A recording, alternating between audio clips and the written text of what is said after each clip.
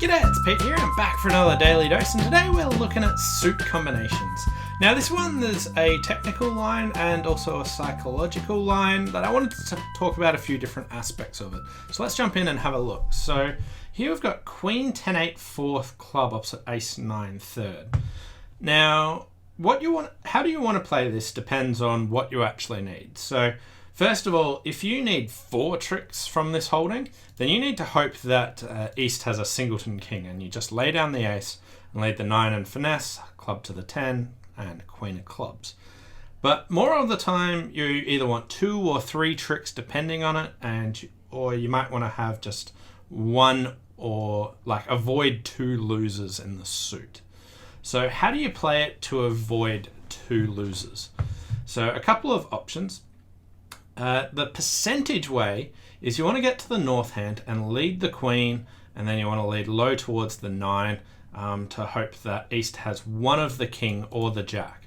If they have either the king or the jack, if you lead the queen and they cover with the king, now you're only going to lose to the jack.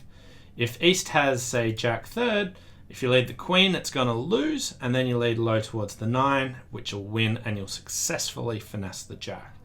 So you can play for East to have either the queen or either the king or the jack of clubs by leading the queen and then finessing again.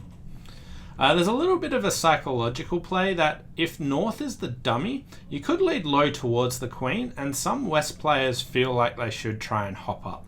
And if they don't, then you can finesse to the 10, and if that loses to the jack with East, you can then finesse again, playing West not to have had the king of clubs. Now, an important thing about this is with Queen 10 of clubs in dummy, people will spot that maybe you can finesse the jack, and it'll be a lot easier for them to play low from the king. If you swap to the 10 and the 9, and that was Queen 9 fourth, most people won't instantly think that maybe you'll finesse to the 9, in which case they're more likely to hop up with the king in that case. Final thing I wanted to talk about is your entries, which one you wanted to be in. If we did want to revert back to the double finesse line, and you led the queen, and West gets to win the king, so queen, small, small, king. Depending on which hand you want to be in, the 10's really relevant here.